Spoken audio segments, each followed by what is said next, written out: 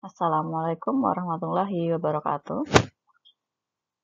Ketemu lagi di mata kuliah manajemen keuangan ya. Di pertemuan ini kita akan bahas tentang perencanaan dan peramalan keuangan gitu ya. Jadi kalau melihat dari apa yang sudah disampaikan sebelum-sebelumnya, teman-teman sudah melakukan analisis ya terhadap data historikal atau data yang sudah terjadi gitu ya. Nah, kemudian langkah selanjutnya dari analisis tadi menghasilkan informasi ya yang bisa mempengaruhi dalam pengambilan keputusan.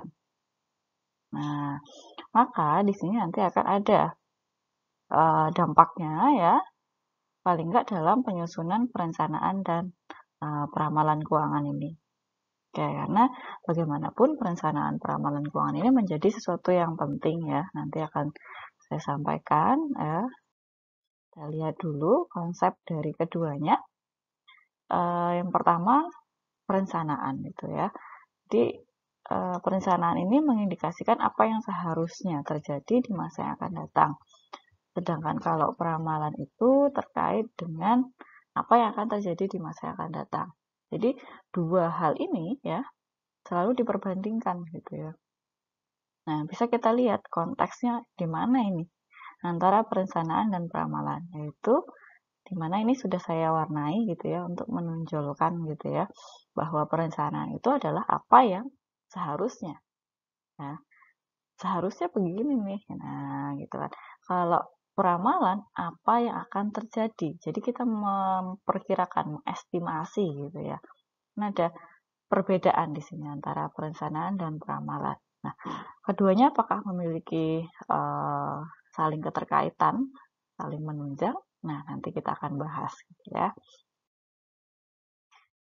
Perencanaan dihubungkan dengan pengelolaan atau how to manage ya. Jadi bagaimana mengelola? Nah, ini dalamnya ada planning ya, implementation dan juga evaluasi gitu ya. Jadi tidak sekedar planning ya, tidak sekedar implementasi, tapi juga harus dievaluasi. Tujuannya adalah menghasilkan sesuatu yang lebih baik gitu ya. Dengan adanya evaluasi ada solusi, dikerjakan lagi, harapan hasilnya mengalami perbaikan dibandingkan sebelumnya. Itu tujuan evaluasi. Tapi bisa jadi ya banyak gitu ya. Setelah dilakukan evaluasi pun kejadiannya atau dampaknya itu masih sama. Nah, ini berarti perlu dievaluasi lagi gitu ya. Apa yang salah, apa yang kurang, kan begitu. Nah, ini terkait dengan how to manage gitu ya. Sedangkan peramalan itu dihubungkan dengan estimasi. Nah, tadi seperti yang sudah saya sampaikan di awal bahwa ada hubungannya dengan perkiraan, proyeksi, ekspektasi, dan sebagainya. Berarti di sini kata kuncinya adalah how to analyze. Nah, beda kan? Sama-sama how, tapi di sini perencanaan itu to manage, kalau peramalan itu how to analyze. Jika how to manage itu sifatnya manajerial, ya, maka how to analyze itu sifatnya akademis atau scientific gitu ya. Jadi punya dua sifat yang berbeda. Nah, hal ini ternyata ya menunjukkan bahwa mereka itu punya keterkaitan. Nah, asalnya tadi dari awal saya sampaikan bahwa ada yang namanya data atau informasi empiris ya. Nah, dengan data atau informasi empiris tadi ya sudah diolah menghasilkan informasi empiris itu akan mempengaruhi tingkat peramalan. Ya, ketika hasilnya peramalannya baik, gitu, maka ini bisa membantu ya dalam mewujudkan perencanaan yang baik pula. Nah, jadi ada kesinambungan antara data dan informasi yang kemarin sudah dilakukan analisa. Nah, berdampak dalam pembuatan peramalan berarti mempengaruhi punya peran gitu ya. Ketika sudah jadi peramalan tersebut berdasarkan data dan informasi empiris yang aktual ini, maka akan sangat menunjang untuk membuat perencanaan yang baik pula. Oke, kita masuk ke perencanaan keuangan, ya. Perencanaan keuangan merupakan salah satu bagian dari proses perencanaan organisasi atau corporate planning. Nah, jadi teman-teman bisa lihat dalam suatu organisasi atau dalam suatu perusahaan itu tidak hanya isinya cuma keuangan, ya kan? Ada pemasaran, ada produksi, kemudian ada SDM gitu ya. Nah, keuangan ini adalah bagian gitu ya dari perencanaan organisasi gitu ya. Nah, pernah saya sampaikan bahwa yang namanya kas uang itu menjadi apa ya, aliran di mana-mana gitu ya, di proses SDM, ada gaji kan gitu. Kemudian produksi untuk beli bahan baku dan segala macam gitu ya.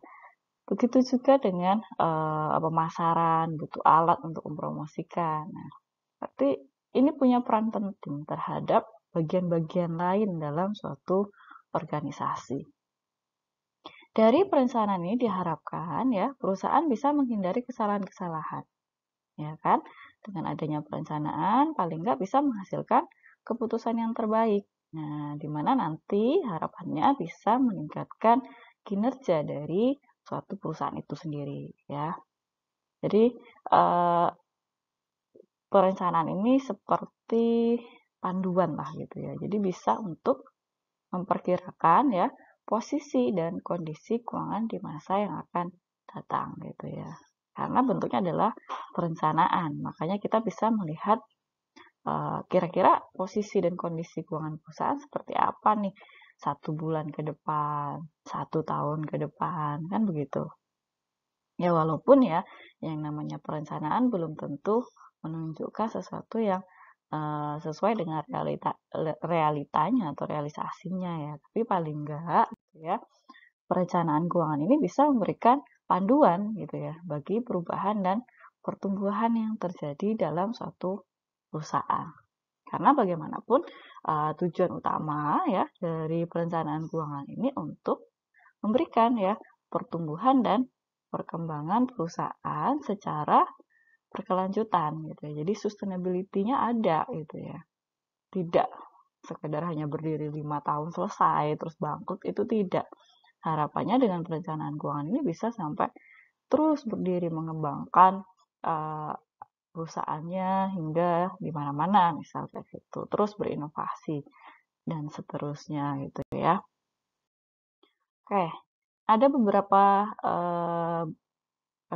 ya sebenarnya banyak gitu ya dalam pembuatan perencanaan modelnya itu gitu ya. Tergantung apa namanya kebutuhan dan karakteristik masing-masing perusahaan gitu ya. Karena setiap perusahaan pasti memiliki keunikan masing-masing yang dari satu dengan satu lainnya itu belum tentu sama gitu ya.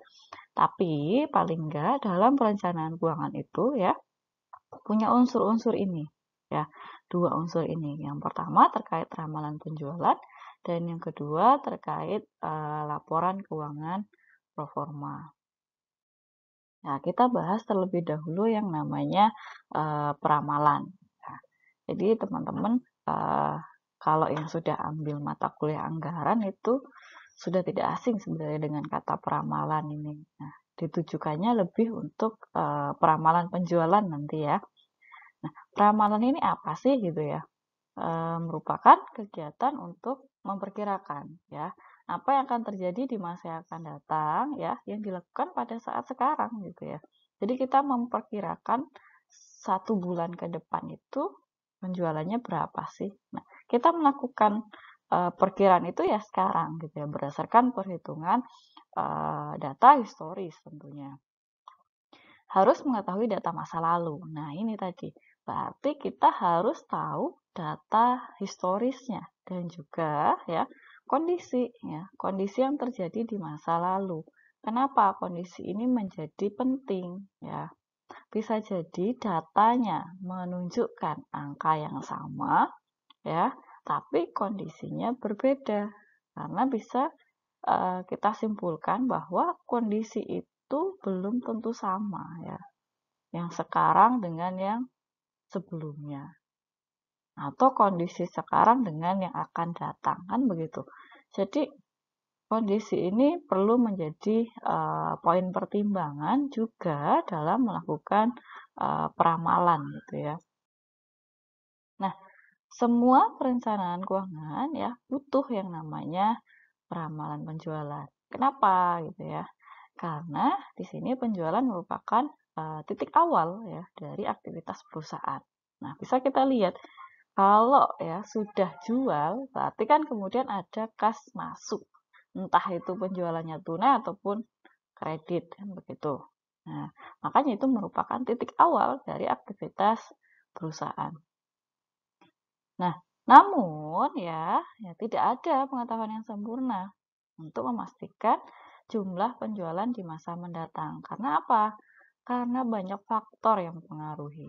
Nah, misalnya ini ketidakpastian ekonomi. Nah, kita bisa lihatlah kondisi ekonomi itu kan berubah-ubah. Ada pengaruh inflasi, ya, ada pengaruh kebijakan luar negeri, ada kebijakan terbaru di Indonesia, pergantian segala macam. Hari ini biasanya akan berdampak pada perekonomian gitu ya, walaupun tidak secara keseluruhan ya, tapi bisa jadi seperti kemarin ya adanya pandemi itu. Nah, itu sesuatu yang tidak terduga.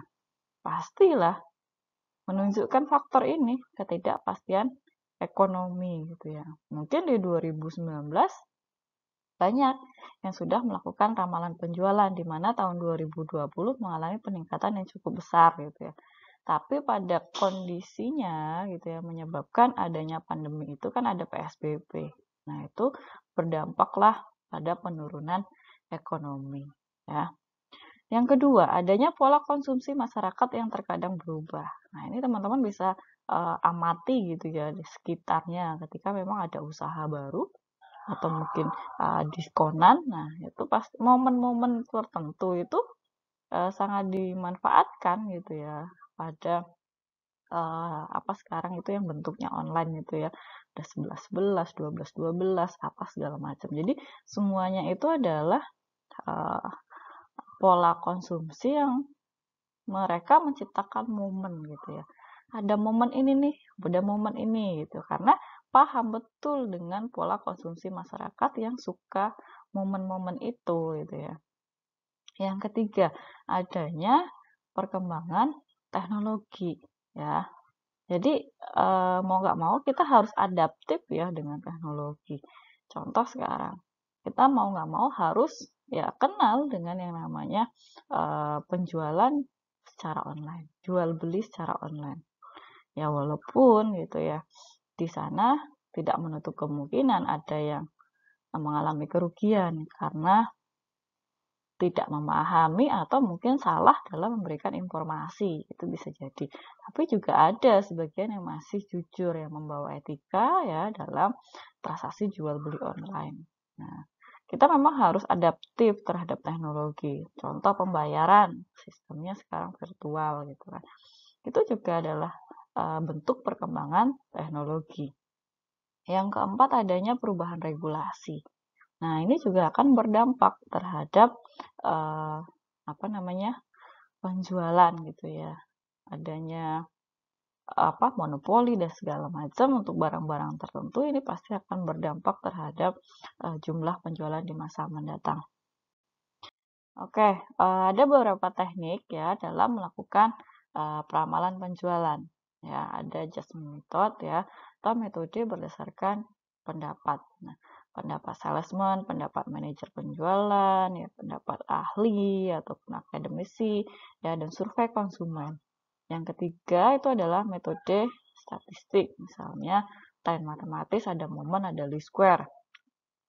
Selanjutnya juga ada metode khusus ya, analisis industri, analisis produk line, dan analisis market share. Nah, ketiganya ini ya dalam praktek harusnya dikombinasi gitu ya. Jadi kita tidak bisa hanya mengandalkan salah satu metode saja. Ketiganya harus kita kombinasi gitu ya untuk menunjukkan kira-kira mana yang lebih tepat. Karena tadi tidak hanya berdasarkan data, tapi juga kita harus melihat kondisi gitu ya. Nah, kondisi ini bisa kita ketahui satu misalnya dari pendapat ini ya. Mereka yang di lapangan pasti akan memberikan pendapat, menyampaikan kondisinya. Kemudian terkait dengan para pesaing, berarti kita perlu melakukan analisis industri. Salah satu metode yang digunakan untuk meramalkan penjualan adalah metode trend moment ya. Metode trend moment menggunakan cara-cara perhitungan statistik dan matematika tertentu ya untuk mengetahui fungsi garis lurus sebagai pengganti garis patah-patah yang dibentuk oleh data historis perusahaan. Ya, namanya juga tren ya. Tren itu kan menunjukkan garis gitu ya. Nah, ya ada kemudian juga ada least square kan gitu juga metode tren. Nah, ini kita bahas yang trend moment dulu.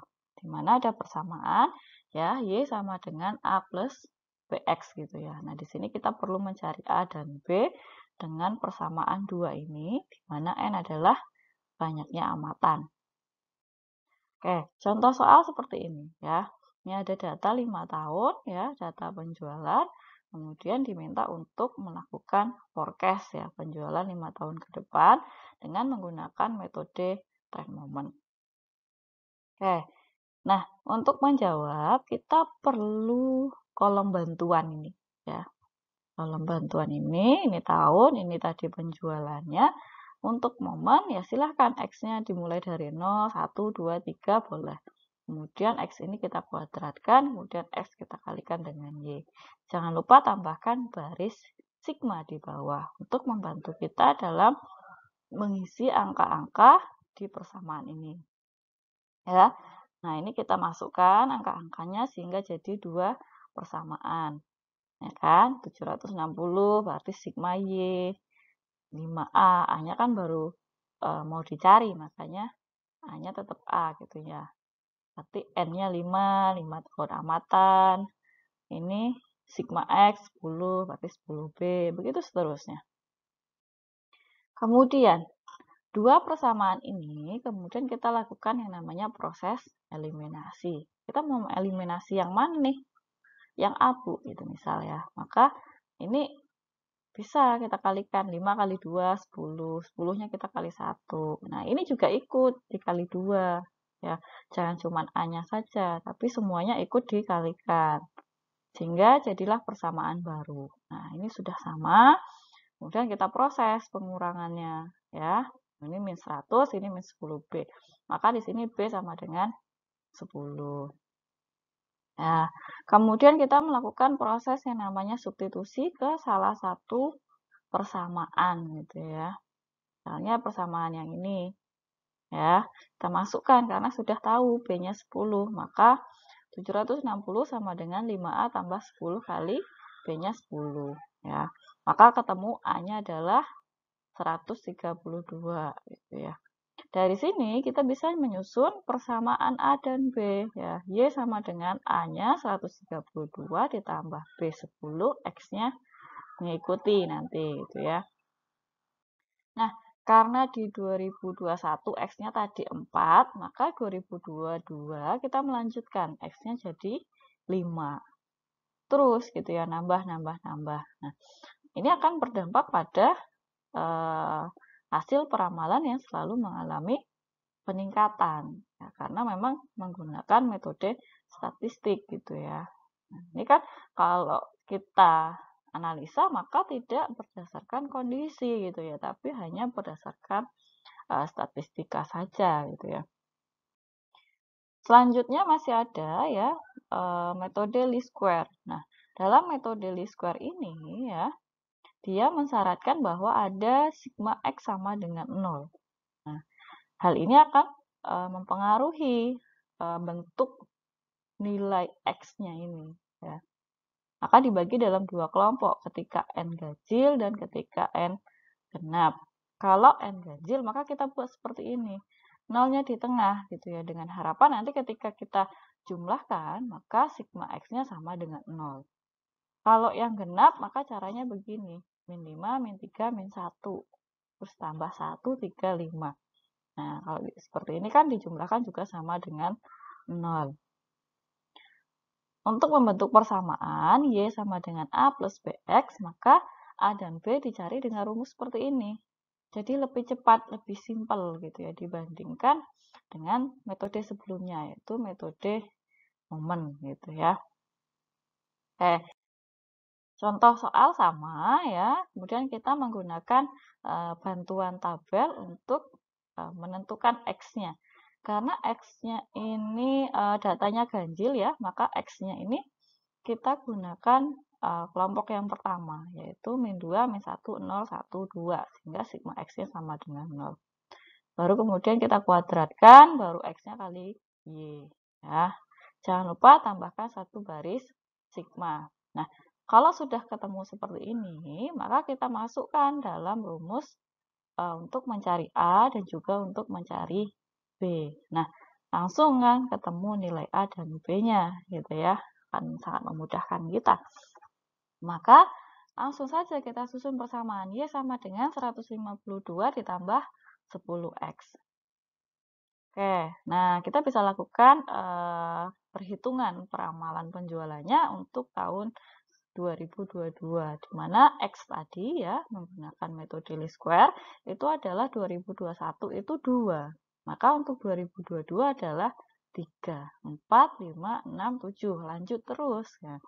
Nah, ini juga sama kesimpulannya menunjukkan hasil ramalan selalu mengalami peningkatan. Kemudian kita bahas tentang peramalan laporan keuangan ya. Kalau tadi baru ramalan penjualan, sekarang kita langsung ke ramalan laporan keuangan atau proyeksi ya laporan keuangan. Nah, ini merupakan bentuk dari perencanaan keuangan gitu ya. Ini memudahkan bagi perusahaan untuk melihat apa yang terjadi beberapa tahun yang akan datang. Nah, ini bisa dibuat berdasarkan dimensi waktu, ya, ada jangka pendek ataupun jangka panjang, ya, ataupun berdasarkan satuan proyeksi, ya, proyeksi untuk tiap unit atau bagian organisasi, ya, atau proyeksi untuk setiap spesifik proyek, ya. Jadi sesuaikan atau total perusahaan, proyeksi total perusahaan atau proyeksi total proyek seperti itu. Jadi tergantung kebutuhan gitu ya. Kalau mau keseluruhan ya berarti total perusahaan atau mungkin keseluruhan proyek ya berarti total proyek gitu. Oke, kita lanjutkan. Laporan keuangan proforma atau laporan keuangan proyeksi ini adalah laporan keuangan yang meramalkan ya posisi keuangan perusahaan serta kinerjanya ya selama periode atau tahun tertentu. Jadi kita bisa melihat perkiraan posisi ya posisi keuangan perusahaan serta kinerjanya gitu ya. Walaupun laporan keuangan proforma pada suatu periode estimasi tidak bisa menunjukkan angka yang sebenarnya karena proyeksi ya, namun paling nggak bisa sebagai alat bantu ya. Dan ini penting bagi manajer keuangan untuk melihat tadi posisi dan kondisinya seperti apa. Apakah ada kelebihan dana yang bisa diinvestasikan nantinya atau kekurangan dana kan begitu. Nah, dengan laporan keuangan, kita bisa menilai ya, apakah kinerja perusahaan sudah sesuai dengan target perusahaan ya, atau belum gitu ya, atau di sini juga sudah sesuai dengan harapan investor gitu ya. Yang kedua, untuk membantu ya mengestimasi dampak dari perubahan-perubahan operasi yang diusulkan. Jadi dengan adanya misal ya peningkatan penjualan, bagaimana dampaknya terhadap laba ruginya, misal seperti itu. Dan kemudian bagaimana dampaknya terhadap aset perusahaan, ya. Yang ketiga, mengantisipasi ya kebutuhan pendanaan perusahaan di masa depan. Nah, ini tadi. Jadi dengan adanya laporan keuangan proforma, kita bisa melihat bahwa sumber dana kita di masa depan itu kira-kira apa saja untuk memenuhi ya kegiatan-kegiatan yang akan dilakukan gitu ya. Nah, nanti bisa kita lihat pada contoh ya. Laporan keuangan proforma ini ya dalam penyusunannya bisa menggunakan beberapa metode ya. Di antaranya ada metode rasio konstan. di mana asumsinya rasio-rasio keuangan tertentu akan tetap konstan. Konstan itu berarti sama gitu ya. Contoh teman-teman ketika menghitung rasio current ya, current rasio itu ya. Didapatkan hasilnya 20% untuk tahun 2020 gitu ya. Maka di 2021 current rasionya tetap 20%. Tapi A dan B-nya atau aktiva lancar dan utang lancarnya mungkin angkanya sudah berbeda. Tapi hasil dari pembagian keduanya dipersentasekan hasilnya sama, misalnya tetap 20%. Nah, itu yang disebut dengan tetap konstan gitu ya. Yang kedua, metode regresi linier, mencari hubungan regresi variabel dependen. Dalam hal ini yaitu semua pos aktiva dan pasiva ya yang terkait dengan penjualan dengan variabel independen ya terkait penjualan dan menyatakannya dalam bentuk persamaan regresi gitu ya. Yang ketiga yaitu metode persentase penjualan di mana menyatakan ya setiap jumlah pos yang ada dalam laporan keuangan sebagai bentuk persentase dari penjualan. Jadi penjualan meningkat, maka persentasenya terhadap penjualan itu tetap 80% kah atau berapa misalnya begitu. Untuk misalnya biaya produksinya gitu. Metode persentase penjualan adalah suatu metode yang meramalkan laporan keuangan di masa mendatang ya dengan menyatakan setiap pos dalam laporan keuangan tadi sebagai persentase penjualan. Nah, untuk menggunakan metode ini maka kita perlu ya yang namanya mengidentifikasi gitu ya. Pos-pos mana ataupun rekening-rekening mana yang nanti berubah jika penjualannya mengalami perubahan. Dan juga mengidentifikasi ya kebijakan keuangan apa yang dianut oleh perusahaan tersebut gitu ya. Dalam menyusun laporan keuangan proforma, kita menggunakan yang namanya asumsi ya. Nah, asumsi ini merupakan kondisi prasyarat gitu ya. Jadi kalau tidak ada asumsi ini akan menyulitkan kita. Karena kenapa? Akan banyak gitu ya kemungkinan-kemungkinan yang bisa muncul kalau kita tidak membuat asumsi. Nah, cara membuat asumsi itu bisa berdasarkan analisis data historis ya. Bisa juga dengan meminta ahli untuk menetapkan asumsi atau bisa juga berdasarkan pada perekonomian global gitu ya. Nah, tergantung asumsi apa nih yang mau dibuat kan begitu. Nah, ini contoh ya dalam pembuatan laporan laba rugi proforma. Nah, yang pertama kita tetapkan asumsinya terlebih dahulu kan gitu. Yang pertama asumsinya adalah tingkat pertumbuhan penjualan tahun 2022 sebesar 10%. Ya. Kemudian rasio biaya terhadap penjualan adalah tetap. Depresiasi terhadap nilai buku bersih pabrik juga tetap. Nah, di sini dividen diharapkan meningkat sebesar 8% pada tahun 2022. Mana bisa kita ketahui bahwa DPS tahun 2021 itu sebesar Rp1,16 dan ada ya 50.000 lembar saham yang beredar. Kemudian kita lakukan perhitungan ini ya. Perhitungan terkait dengan peningkatan atau pertumbuhan penjualan sebesar 10%. Ya, jadi 1,1 ditambah penjualan tahun 2021. Maka bisa kita ramalkan penjualan tahun 2022 ya, tahun 2022 itu sebesar 3.300.000 gitu ya. Kemudian persentase ramalan untuk biaya kecuali depresiasi. Nah, ini juga biaya di tahun 2021 dibagi dengan penjualan di tahun 2021, maka besarnya 87,2%. Ini juga untuk depresiasi. Kemudian untuk DPS ya, yang sebelumnya itu Rp1,16, kemudian mengalami peningkatan ya diharapkan sebesar 8% itu, maka bisa menjadi Rp1,2528. Nah, karena ada 50.000 lembar saham ya, maka di sini 1,2528 ini kita kalikan dengan 50.000 lembar saham. dengan nilai ya sebesar 62.640 jumlah dividen yang akan dibagikan gitu kan. Perkiraannya seperti itu.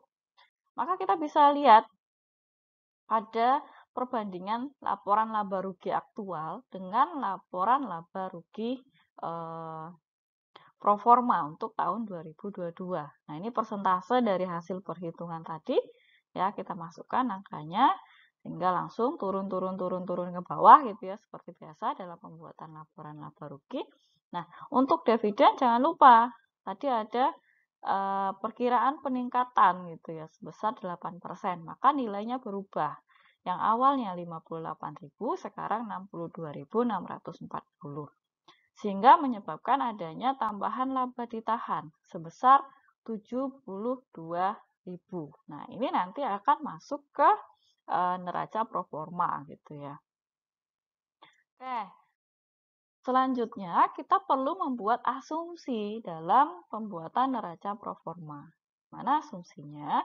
Kas piutang persediaan pabrik ya akan meningkat secara proporsional terhadap penjualan, di mana ya rasio pos-pos ini terhadap penjualan adalah tetap. Dan yang kedua, utang usaha dan utang yang masih harus dibayar juga meningkat secara proporsional. Sama ya, asumsinya di sini rasionya terhadap penjualan tetap gitu ya. Maka kita bisa lakukan perhitungan untuk masing-masing pos tadi untuk melihat atau untuk mengetahui berapa sih persentasenya gitu ya. Untuk kas, 0,33% dari penjualan. Piutang, persediaan, kemudian nilai buku pabrik, utang usaha, utang yang masih harus dibayar gitu ya. Semua kita hitung. Ya, semua dibagi dengan penjualan di tahun itu, berarti tahun 2021. Nah, di mana tadi ada informasi untuk laba ditahan tahun 2022 itu ada tambahan dari tahun 2021 sebesar 72.000. Nah, kita lihat ya pada perhitungannya ini, kan? Nah, pada perhitungannya ini neraca aktual 2021, kemudian ini persentase rasio tadi kita masukkan sehingga menghasilkan angka ini nih. Ya, semua gitu ya. Jangan lupa tadi ada tambahan laba ditahan. Nah, kita masukkan seperti biasa dalam pembuatan neraca. Setelah itu kita hitung, kita lihat di sini untuk total aset dan total utang plus ekuitas itu belum sama. Atau kalau dalam akuntansi itu belum balance gitu ya. Nah, jangan terus bingung gitu ya. Karena ini kan neraca pro forma. Maka selisih keduanya ini ya, ini merupakan AFN. Ya, jadi jumlah tambahan kas yang kita butuhkan. Ya, jumlah tambahan kas yang kita butuhkan. Selisihnya adalah 108.000 gitu kan ya. Maka kita membutuhkan kas sebesar 108.000. Nah, di sini ya, manajer itu kan membagi ya 3 sumber dana untuk menambah kas tadi. Yang pertama dari wesel sebesar 25%, kemudian dari obligasi 25%, dari saham biasa 50%. Nah, kita masukkan, kita tambahkan gitu ya. Sehingga di putaran kedua, neraca pro formanya menunjukkan jumlah yang sama antara total aset dan juga total utang dan ekuitas gitu ya. Nah, namun di sini dari metode tadi yang sudah sangat panjang lebar itu ya, itu menunjukkan kelemahan karena data yang digunakan hanya terbatas 1 tahun ke belakang gitu ya. Tadi adalah hanya data tahun 2021. Nah, jadi kurang mengetahui gitu ya, kecenderungan sebenarnya kondisi masa lalu gitu ya. Maka ada metode alternatif yang bisa digunakan yaitu metode regresi sederhana dengan persamaan antara kas dan penjualan seperti ini. Y-nya ini kas, A plus B, X-nya ini penjualan. Contohnya seperti ini. Ini adalah data dalam 10 tahun. Ini adalah informasi kas 10 tahun, ini adalah informasi penjualan 10 tahun gitu ya. Kemudian kita hitung A dan B-nya menggunakan rumus ini. Nah, panjang banget gitu ya. Maka kita perlu minta bantuan dengan menggunakan Microsoft Excel gitu ya. Sehingga bisa kita ketahui nilai A dan B-nya sekian. Nah, setelah kita ketahui, maka kita bisa menyusun persamaan regresinya. Kas sama dengan ya 215,763 ditambah 0,0499 kali penjualan. Lanjutannya, misalnya diperkirakan gitu ya, pertumbuhan penjualan tahun 2002 itu sebesar 12%. Nah, hal ini sudah berdasarkan perkiraan kondisi perekonomian dan juga ya rata-rata pertumbuhan selama 10 tahun sebelumnya. Maka dari informasi itu kita bisa buat perhitungan dengan persamaan yang sudah kita hitung tadi. Sehingga bisa kita ketahui ya nilai kas yang dibutuhkan itu adalah 1.563 untuk mendanai gitu ya adanya pertumbuhan penjualan sebesar 12% pada tahun 2022. Ya, saya kira itu untuk materi perencanaan peramalan keuangan ya. Mudah-mudahan bermanfaat. Kurang lebihnya saya mohon maaf. Saya akhiri. Wabillahi taufik walhidayah. Wassalamualaikum warahmatullahi wabarakatuh.